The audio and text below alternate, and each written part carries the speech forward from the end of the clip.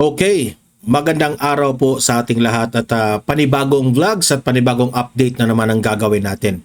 Heto na yung hinihintay ninyo kasi marami po ang mga nagtatanong bakit hindi po tayo nagre-react dito sa pinaka-latest na paninira nila dito kay Pulong Paulo Duterte na meron pong video na nandun nga si Pulong, no, may hawak-hawak na hindi ko masyadong ma-confirm if ito ba ay kutsilyo o ito ba ay fork, no, na meron itong kasagutan, no, o merong pagtatalo na talagang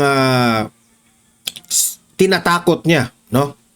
So alam ko siguro lahat ng mga audience ko dito, most if not all, nakita na ninyo itong video na ito. Pero hindi lang ako nagva-vlog muna because bago ko yan i-vlog, I get to have some more information muna bago ko yan itatalakay. Okay? Ngayon na nagsalita na po itong si Paulo Duterte dito, patungkol dito, pero Yes, pakikinggan natin yung statement ni Pulong Paulo Duterte dito. Tapos magre-react tayo at i-explain ko sa inyo ano ang ibig niyang sabihin, and at the same time i-analyze natin bakit yun lang po ang mga sinasabi ni Pulong as of now. Okay? So yun po ang pangunahing topic natin ngayon kasi alam nyo naman, no, malapit na yung eleksyon. At kitang-kita nyo yung timing. Okay, meron siguro sa inyo na magtataka, hala, grabe naman. No, ganun pala si Paulo. Ganun pala kasamang tao. O, meron talagang mga ganyan na mga perception. But there are things to consider. Ha? Ito nangyari February. Pero bakit ngayon lang ito nilabas nila? Kung matatandaan nyo, merong mga kumakalat na informasyon patungkol dyan sa Oplan Huros ba yung tinatawag nila? Na nabubuking sila kung ano yung grand plan nila sa mga Duterte, kung paano nila pababagsakin. Dahil alam nila gaano ito ka strong ang pagmamahal ng taong bayan sa mga Duterte, na hindi nila mapatay-patay ang karisma ng mga Duterte when it comes to the Filipino people. At sila po'y natatakot na mananalo itong si VP Sara sa 2028. Kaya isa ito sa mga grand plan ng mga kalaban ng mga Duterte. Okay, yan, i-explain natin yan mamaya. Pangalawa natin pag-usapan ay let us take a look and listen sa speech ni Senator Bato de la Rosa sa kanilang latest na pangangampanya ng Duterte. Okay? At meron pong mga sinasabi si Senator Bato de la Rosa doon na dapat nating i-react. Especially po sa ginagawa nila ngayon. No, sabi nila nagtatago na itong si Bato de la Rosa dahil siya na raw ang isusunod sa ICC. Pero andyan nagpapakita si Senator Bato at talagang inexplain niya ang sitwasyon ni Tatay Digong doon sa Dahig. Okay?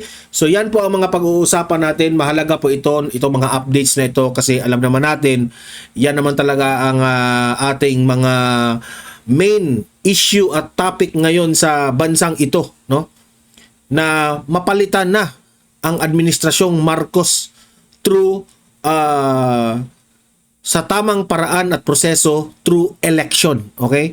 We are hoping na ngayong eleksyong 2025 ay walang dayaan na mangyari sa eleksyon at sa upcoming election sa 2028 na malinis rin ang magiging eleksyon kasi alam naman natin and it's very obvious mananalo talaga si VP Sara. At kitang-kita natin sa mga resulta, sa mga reaksyon, ng taong bayan kung gaano kainit ang pagtanggap ng mga tao compared to the rally of Bongbong Marcos na kumakaway na lang siya sa hangin.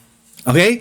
So, bago ang lahat, bago natin ito pag-uusapan, help me po muna na i-like at saka i-share itong ating video para kakalat ito sa taong bayan. Importante talagang mag-like and share, guys, para sa algorithm natin. Okay? Sabay-sabay tayong mag-like and share. 1, 2, 3, go! Okay, naka-like and share na ba lahat? And also, guys, sa mga bago pa lang dito sa aking channel, dito sa Donmar TV, subscribe na po kayo, okay? Para kung nakasubscribe kayo, updated kayo lagi sa ating mga balita at ma-notify ang inyong mga cellphones kung meron tayong breaking news, kung meron tayong bagong uploads, at malalaman po ninyo kung nagla-live ang ating channel natin, ha? So, mahalaga po na mag-subscribe tayong lahat, okay? Sabay-sabay muna tayong mag-subscribe sa Donmar TV. Subscribe. 1, 2, 3, go!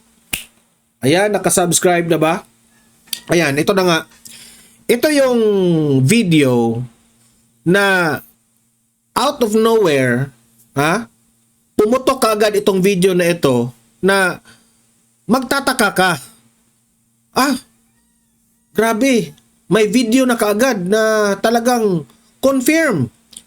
Si Paulo talaga humahawak ng kutsilyo, may inaapi siyang tao, gano'n, ganyan.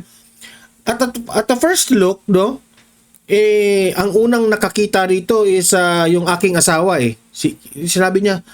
Sinabi ng aking asawa na, babe, merong bagong video itong si Paulo. Ganyan. Sa unang kita ko talaga, sabi ko, masisira talaga si Paulo dito. No? Yung unang reaction ko, patay tayo dito. Masira ang mga Duterte dito. Panahon pa naman ng pangangampanya. Yun talaga ang initial, feeling ko, paglabas dito sa video na ito. Kasi matindi eh. Pero, as time goes by, if you will not judge him according sa initial mong feeling, magtataka ka. Ito yung ipinagtataka ko, no? Ang timing po sa pag-release ng video. Nangyari ito February. Bakit? Dumaan pa ng March, dumaan pa ng April, tapos ngayon, May na ngayon. Bakit ngayon lang ni-release itong video na ito na days before the election? Di ba? Yan ang una kong analysis dyan eh. Oo nga, no? Bakit ngayon lang ang timing? On the part naman ni Paulo Duterte, hindi naman siya siguro magbabalita na meron akong sinuntok o meron akong inapi, meron akong tinitreten sa February. Hindi naman siguro ganyan. Kasi naiintindihan ko si Paulo Pulong Duterte na hindi na niya ito isinapubliko itong issue na ito kasi ayaw rin niyang mapahiya itong tao na ginanyan niya. And I believe itong mga pangyayaring itong nakikita ninyo kay Paulo Duterte, hindi niya ikahihiya ito. Hindi niya ikinahihiya. Kasi kung makikita mo ang video, aside from the timing sa upload, meron tayong problema sa audio recording. Ang CCTV po, hindi mo maririnig kung ano yung kanilang pinagtatalo o ano yung pinag-usapan, ano yung sinabi ni Paulo, ano yung boses ng mataba na lalaki dyan sa video na yan. Di ba? So, feels something fishy. Okay? Smells something fishy. Yan ang una. Kaya hindi ako nagsalita, hindi ako nagva-vlog. Kasi, paano ko i-react na, magre-react ako na mali yung ginagawa ni Paulo Duterte? Unfair naman siguro kay Paulo Pulong Duterte na, masama yung ginagawa ni Pulong Duterte, masama yung ginagawa ni Paulo Duterte without even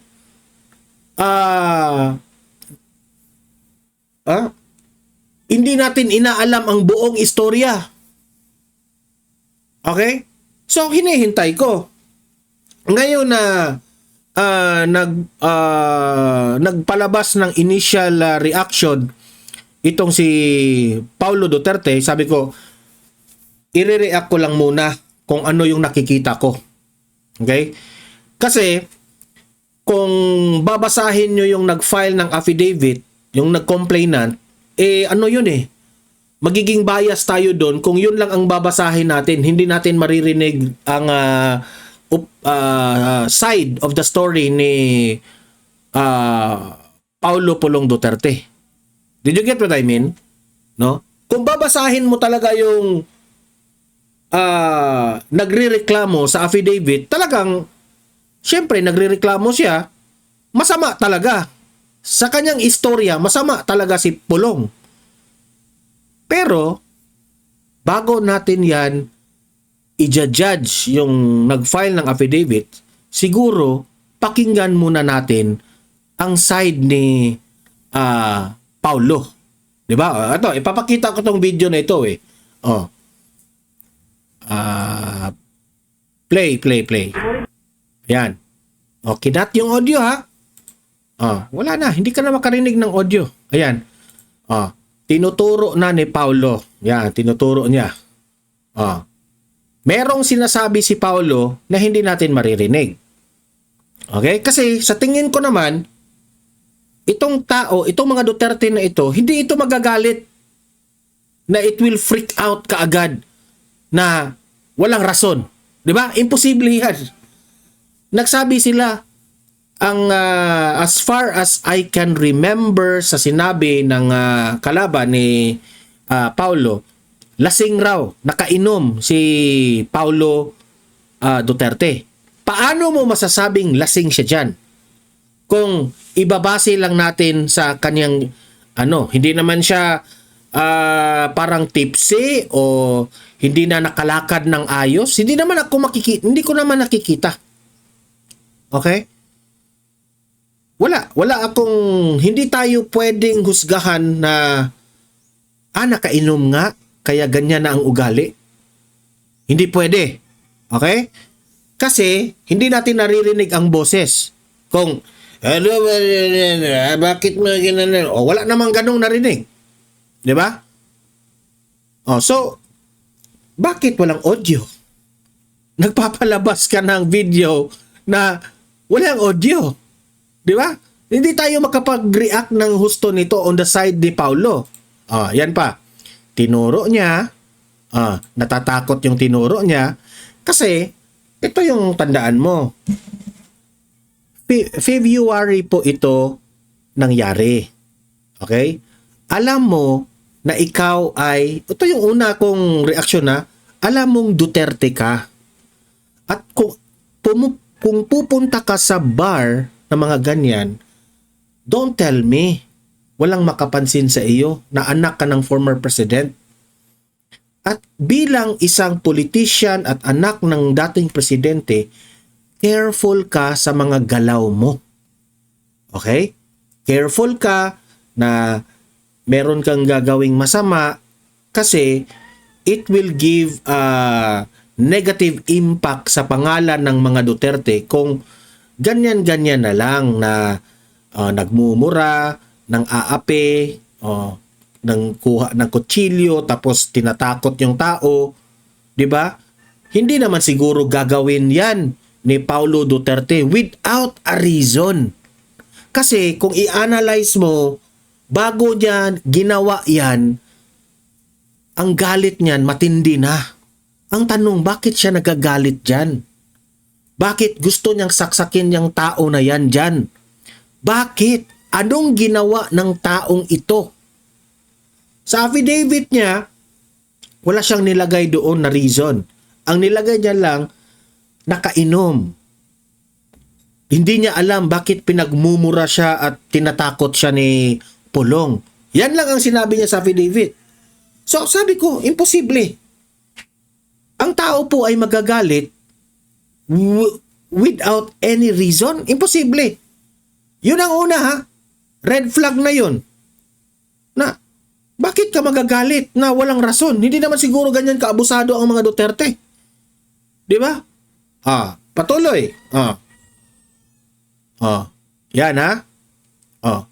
If kung titingnan nyo itong matabang taong na pinagmumura ni Paulo Pulong Duterte, hindi siya lumaban. Ito lang yung aking opinion ha. Sa nakita ko, if wala kang ginawa na masama, bakit para kang sa nakikita ko sa gesture niya, parang he feel very sorry, na parang guilty siya na, sir, wag sir, please, sorry na. Parang ganun yung aking nakikita ha. Pero hindi ko i-judge siya dyan. Baka lang siguro natatakot siya. What if totoo na talagang walang rason, nagalit lang si Paulo Duterte. Basta kinagalit ako, kukuha ako ng kutsilyo tapos tatakutin kita. So parang imposible, di ba? So hindi natin alam ang at the back of the story. Pero sa nakikita ko sa tao na yan na natatakot siya, parang hindi siya lumalaban. Ito lang ang makikita ko ha. Hindi ko sinabi na yan talaga ang nangyari na itong taong to pinangunahan ko. Ang nakikita ko lang, basing on my observation, para siyang, sorry na sir, mali ko. It's my fault. Sorry. Parang ganun ang aking interpretation. Hindi ko nakikita sa kanya na, sir, bakit mo naman ako sasaksakin? Hindi, parang lumalaban siya, di ba? Na, sir, wala akong ginawa. Ganun, parang lumalaban siya sa kanyang right. Wala akong nakitang ganyang gesture sa kalaban ni Paulo dyan. Ang nakikita ko, parang pakumbaba siya kasi guilty siya. Parang ganun. Pero hindi ko sinabing guilty siya dyan ha. Parang ganun ang nakikita ko. Okay? Itong reaction ko na ito, I'm just reacting fairly ha sa nakikita ko. Yes, siguro bias ako kay Paulo kasi Duterte siya, di ba? Duterte vlogger tayo, di ba? Pero, unfair naman, sinabi ko, kung unfair naman siguro kay Paulo kung pangunahan natin. So, on the side naman sa mama, pwede rin na, pangalawang sitwasyon, pwede rin na natakot siya kasi merong dalang kutsilyo si Pulong at parang umiiwas na lang siya sa mangyaring masama. Wala na siyang magagawa na, sir, wag. Pero, ewan ko, malayo eh. Sa nakikita ko talaga, parang itong mama na ito, kung sino man ang pangalan nito, he feels sorry. Ayaw ko na lang pangalanan. I-describe ko na lang ang nangyari at ano yung opinion ko sa basta kay si Paulo Duterte yan. Wala akong care kung sino pangalan yung kalaban niya dyan. Basta ang importante dito, nasira ba ang pangalan ng mga Duterte dito o accept ba ng tao? Yan, di ba? Yan ang ating issue dito ngayon. Will this affect sa eleksyon? Eto, patuloy sa video. Yan. Tingnan nyo yung gesture ng mataba.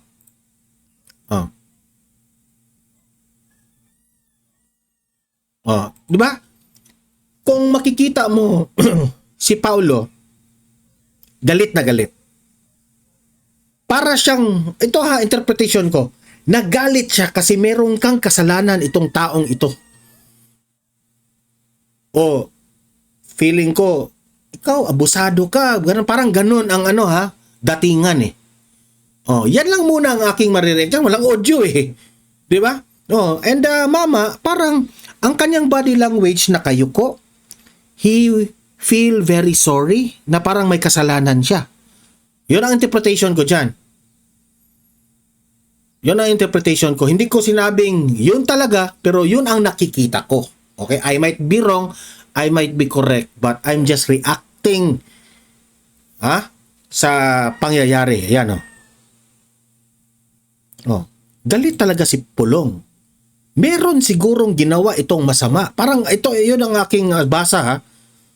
Malaking kasalanan Kasi bago niya gaganyanin yan, meron talagang ginawa. Hindi naman let's be realistic naman, hindi naman siguro ganyan kagalit yung tao kung walang ginawa.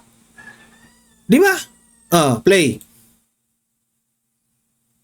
Oh, sir, sorry sir. O parang ganun ha. Pasensya ka na sir, sorry. Oh. Kasi kung may laban siya, meron siyang karapatan, siguro, posible na, pwede na siyang, hindi sir, lalaban yan. Pero, okay? Tingnan nyo. Hindi ko nga alam kung siya ba ang magmamayari ng bar na yan. May a lot of stories going on actually, no?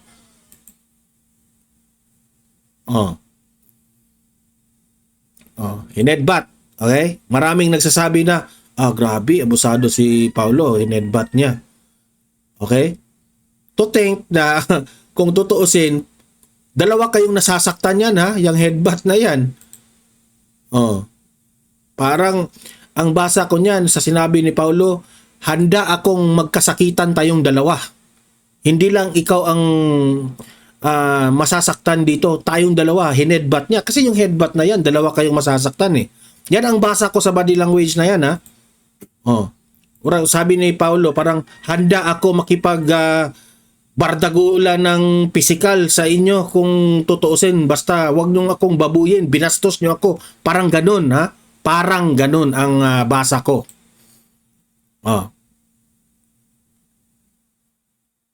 Yan ha. Itong mama, kung makikita mo ang video without an audio, walang audio ha, ang makikita mo talaga parang masama talaga si Paulo. Masama talaga si Paulo dyan. Pero, what if merong video yan at narinig natin si Paulo sa kanyang mga sinasabi? Di ba? Kung marinig natin ang mga sinasabi ni Paulo, that will be a game changer. Ano kaya ang sinabi ni Paulo dyan? Okay? Malaking factor yan. Pagbabasihan yan sa korte.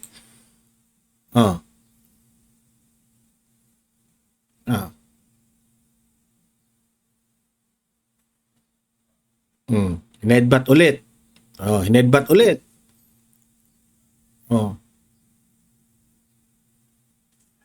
Parang yung tao nakikinig. 'Di ba?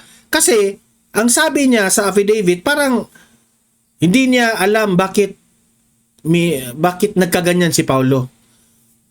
Kung titingnan niyo yung video, nagsalita si Paulo sa mataba, no? Nagsalita siya. At yung mga salita niya, mahaba. May sinasabi siya. Ang tanong, anong yung sinasabi ni Paulo? Kasi bago yan magiging ganyan, may sinasabi yan. Para pang nagbumubulong eh. So may sitwasyon na nangyari. Kasi sasabihin, ganyan talaga ang mga Duterte, abusado, nananakit ng mga tao. Hindi mo pwedeng sabihin yan. Kasi may laman po ang kanilang pinag-usapan dyan. No? Tingnan nyo, matagal-tagal rin na sinabihan niya. At hindi natin alam kung ano ang sinabi ni Paulo dyan. Kasi kung malalaman natin kung anong sinabi niya ni Paulo dyan, that will really change the narrative. Kasi kung titingnan nyo ang naratibo na walang audio, ibang-iba. Para talagang abusado si Paulo dyan eh. Pero what if marinig natin yung sinabi ni Paulo? Diba? That will talaga, magbabago talaga yan. Patuloy. Ang daming sinasabi ni Paulo. Alangan naman sasabihin niya na, hindi ko alam, hindi ko maintindihan si Paulo bakit nagalit siya without any reason. Imposible, ang daming sinasabi Kinausap ni Paulo malapit yung mukha. So merong narrative dito na hindi natin alam. That's my point here. 'Di ba? So, kayong mga DDS supporters, kung nagbabago ang isip nyo na hindi nyo iboto si Paulo, hindi natin iboto ang mga Duterte dahil sa nangyaring ito, mali kayo. It's unfair. Okay? On the part of Paulo. We need to know ano yung pinag-usapan, ano ang ugat nito, and ano ang side of the story ni Paulo. Para naman, ma-analyze natin kung sino yung nagsisinungaling, sino yung consistent, at sino yung umiiwas sa tunay na kwento. Okay? Yan, tuloy. Kung tutuusin nga, si Paulo, hindi niya ginamitan ng kamay. Ganun lang, dito lang. Yung hawak-hawak niya, yes, sabi nila, halos saksakin raw. Tinatakot niya. Ang tanong, bakit niya tinatakot? Yan ang hindi natin alam. Di ba? Kasi, kung meron talagang intensyon si Paulo, sinaksak na niya yan. Pero hindi mo makita. Why did Paulo Duterte choose na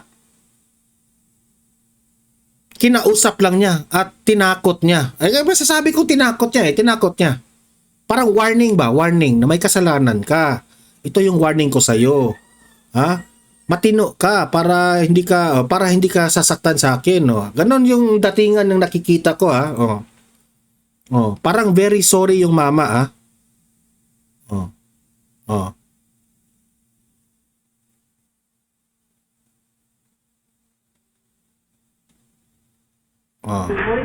Yun po Yun po. Naputol ang video. Hindi na natin alam. So we need to see the video full. Okay? So wag nating husgahan yan. That's my point here sa reaction. Ngayon, pakinggan natin ang mismong sinabi ni Paulo Duterte patungkol dito. Okay? Pakinggan natin. Karon nakakita na po mong video. Dugay-dugay na nahitabo. Sige lang. Dugay-dugay na. Inamin niya na siya yung nasa video. Yun ang pinakauna. Sabi ni Paulo, matagal na yan nangyari. Okay? Inamin niya. Bakit ngayon lang nilabas? Inyuhag yapong desisyon. Sabi ni Paulo Duterte, sa mga voters, it's up to you if you will vote for me o hindi. Okay? Sa inyong butohon, sa inyong pagka-congressman sa unang distrito, di ko magbuot o niya, giingnan ko sa... Hindi siya mangingialam kung sinong iboto nyo. Kung nag-change yung desisyon nyo sa nakikita nyo sa video, wala siyang magagawa. Kayo pa rin ang masusunod. Teka muna, ayusin ko muna itong green screen natin. Yan. Tuloy. Bugado kay hantod karon ila pang i-authenticate kung asa gikan ang video. So si Paulo Duterte po, hindi siya muna magsasabi kung ano talaga ang nangyari doon sa video na yun. Kasi alam ko ang mga abogado po ni Paulo Duterte ay talagang ina-advisean ito na wag mo nang magsalita tungkol dyan. Kasi very delicate, no? Nasa korte na yan. Kasi mahirap na kung magsasabi if you will defend sa iyong sarili sa social media, pwede kasi yang gagamitin sa mga kalaban kung ano ang magiging plano nila. Okay? So, naiintindihan natin si Paulo dyan. So kay murag nauna man og file ana sa ambot og CIDG ba. Nauna og file sa CIDG ang testimony, ang affidavit sa social media usa sa piskal. So di ko 'di ba? Kung matatandaan nyo, lumabas una sa media ang affidavit. Okay? Bago raw na file sa CIDG o kung ano mang ahensya. Okay? So, pinag-aralan muna ng mga abogado ni Paulo ito. Kara himo og statement ana kay wala pa mi kadawat og so, meaning to say, maghihintay muna si Paulo Duterte na makareceive siya ng reklamo, saka siya gagawa ng statement patungkol dyan. Okay? dokumento nga gipailan kog kaso. Daghang salamat sa kanunay niyong suporta sa kuha ug sa akong pamilya. Ug sa iya. Sir, one last question, sir. Maybe it is true na you are the youngest among the siblings kasi sa video karon sir magwa magyud ka na tiguwang. Pabuyag ka na kita. Sir, one last thing, mag-picture na ito mga kababayan. No problem. O naon sa na ito mga same, So, Paulo Pulong Duterte is very confident about the video na there is really something that made him angry at that situation. Hihintayin lang natin hihintayin lang natin. Ayan,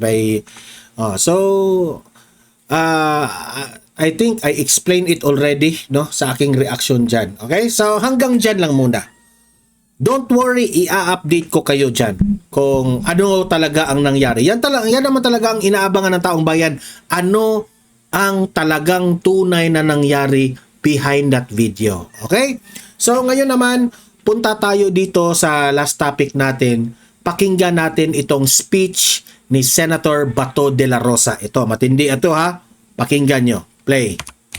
Now, on a serious note, usogod na ako sa akong paghangyo kaninyo.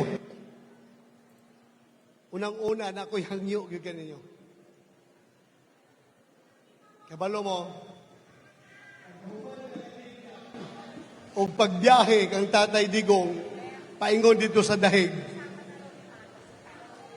Ila nang yatak-yatakan ang iyang tawhanong katungod. Ila nang gibaliwala ang mga legal nga proseso o ila pag yung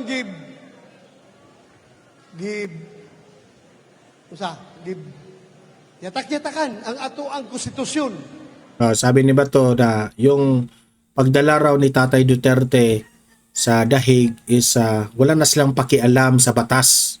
Talagang inabuso nila si Tatay Digong. Unsay ilang sunod nga pagabuhaton.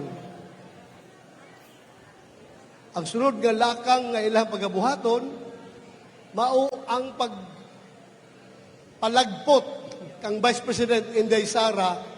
Sabi niya sa Tagalog, ang susunod ng gagawin ng mga kalaban ni Duterte ay yung pagpapa-impeach ni VP Sara. Sa iyahang pwesto isip Vice Presidente. Mao gineklaro.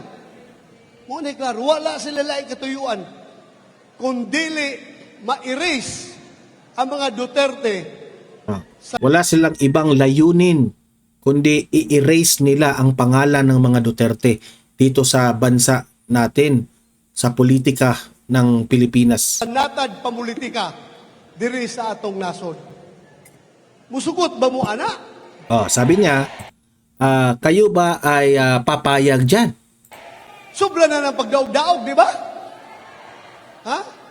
Sobra na ng pagdaog-daog. Sobra na raw yung pang-aapi ng Marcos administration.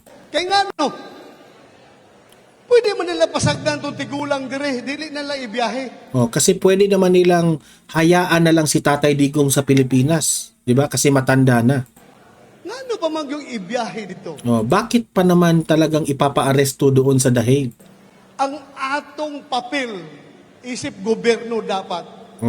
Kaya balo mo, kung doon natin mga OFW nga nagkakasod doon sa lain nasod, maningkamot ang atong gobyerno o kuha sa ato ang kababayan. Kasi sabi ni Senator Bato, kung itong administrasyon na ito, ang layunin sana ay take good care of sa mga sarili nating mga kapwa Pilipino sa labas.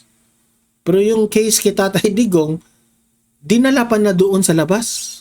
Kaya mo na ipapil sa gobyerno to serve and protect its Di ba? Ang layunin po ng gobyerno is to serve and protect the Filipino people. Pero ang ginawa nila kay Tatay Digong, hinatid doon sa mga dayuhan. citizenry. Dipinsahan niya. Dili dapat ihungit dito. Hindi sa dapat isubo doon sa ICC. Panyaga. Baligtad ang hitabo. Kabaliktaran po ang ginawa ng gobyernong ito. Imbis dipinsahan, alagaan, gikidnap hinoon o gibiyahe dito para mawala na mga Duterte. Hindi sila maluoy. Hindi na sila naaawa, sabi ni Bato. Human nga gitagaan ta ni Pangulong Duterte o kinabuhi nga hapsay. Sulod sa iyang unom ka tuig nga pagka-presidente. Itagaan tay panginabuhi nga hapsay. Walay kahadlok sa krimen, walay kahadlok sa droga, o na-minimize ang korupsyon, unsay gibalos.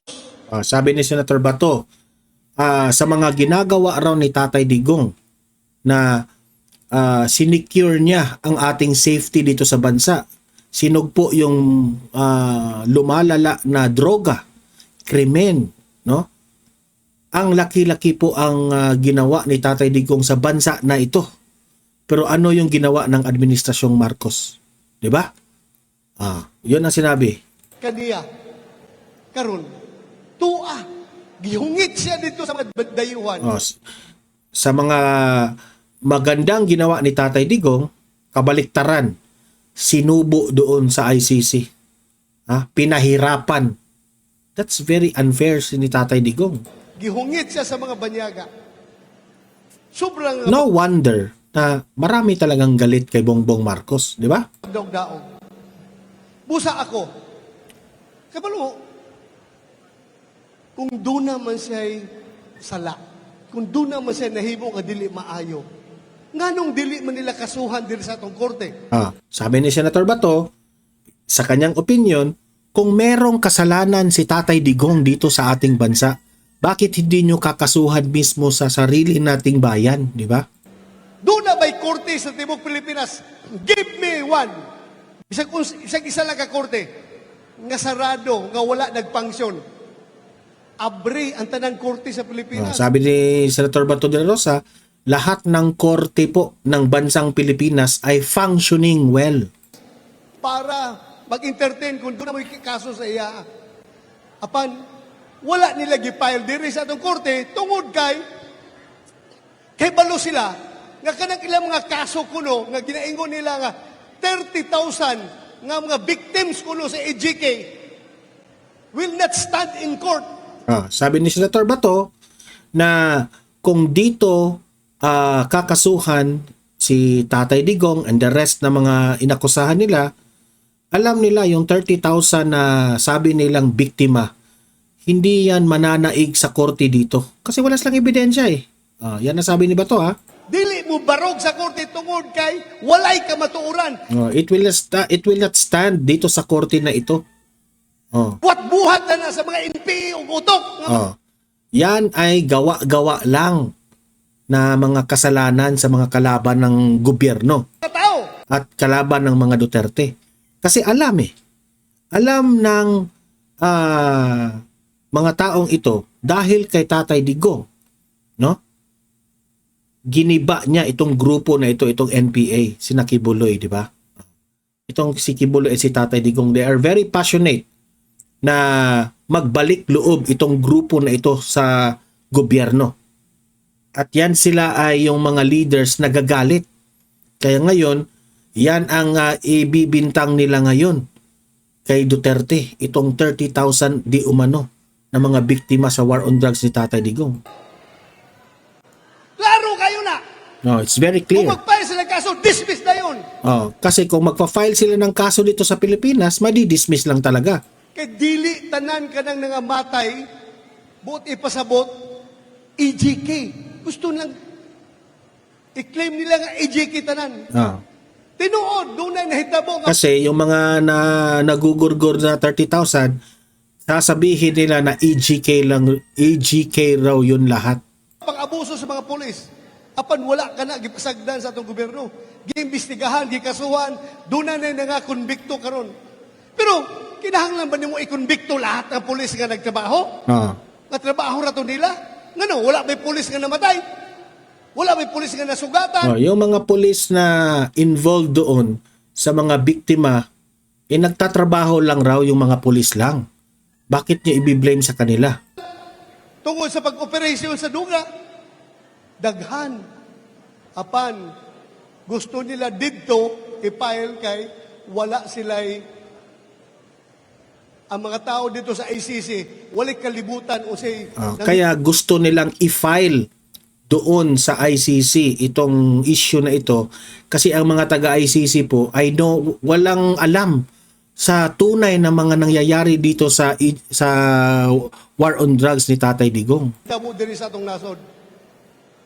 ang kahibalo mo kaysa nalipay karon, nagtuo ka ng mga kalaban sa mga Duterte nga successful sila.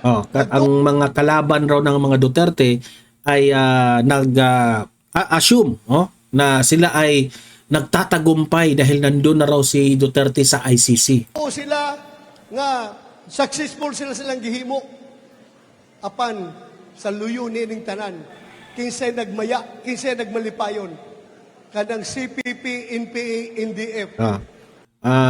Ang tunay na maligaya ngayon ay itong CCP, NDF. Okay? Hindi po ang taong bayan ang naligaya. Nalungkot nga ang taong bayan dito eh. Aside from mga kalaban sa politika ni Tatay Digong, no? Ang CCP, NPA po ang natutuwa dito sa nangyari. Mao gyud na kinabang karon. Kaya pala, Senator Bato, na si Conte ngayon ay parang ganadong-ganado. Hindi ko sinabing si Conte ay related, ha? Pero si Conte, nagagalit ito sa mga Duterte. Okay? Sila ang nasa likod ining tanan nga panghitabo. Naggamitan sila ang gobyerno, gigamit ang mga makakaliwa. Ang makakaliwa karon gihustis ang gobyerno. Di ba? So itong sina Castro, sinang Conte, no? Ginamit nila si Bongbong Marcos. Si Bongbong Marcos rin naman, ginamit rin nila itong mga nagrereklamo sa mga Duterte sa EJK na yan. So naggagamitan yung dalawa. Kung unsay gusto nilang buhaton, pwede nilang buhaton. Tungod kay naggamitan sila. Gamitan. So kasi kaluluoy ang nasod Pilipino. So ang epekto, kawawa ang bayan natin. Ang Pilipinas ang kaluluoy ni nakita mo karon. Tungod sa kahakog sa politika ug tungod sa gigamit nila ang CPP, NPA, NDF. Unsay kog mao na to ini? Musugot ba mo? Nga mugara na po ng mga NPA diri sa atong nasod? Ha? Busa ako. Sabi ni Senator Bato, gusto nyo ba na mananaig na naman itong mga rebelde dito sa Pilipinas? Ang panyag yung ninyo, ayaw ko niyo butuhin ng mga party list, ng mga kaalyado. Wag iboto yung mga Makabayan Black, yung mga party list nila Castro, party list nila Raul Manuel. Sa CPP, NPA, NDF, ayaw ko niyo butuhin ng mga wag yun na hinungdan. Ayaw yung iboto na kaluluin yung mga anak. Yung mga anak ng mga iskalar, eskwela dito sa mga gwapo kay may eskwelahan, muna targeto nila. Ilan ang indoctrinate ug maayo hantod ang bata. Wag niyong paaralin yung mga anak ninyo dyan sa mga eskwelahan na ito kasi ibi-brainwash yan nila hanggang mapunta doon sa bundok. Utuo sa ilaha, dalhon nila sa bukid, himong NPA. Taon hibuan nyo, patay At na gagawin ng mga NPA raw, sabi ni Bato. yung anak. Ayaw mo palinlang ang mga party list na bantayan ninyo na. Busa ako, naghangyo ka ninyo.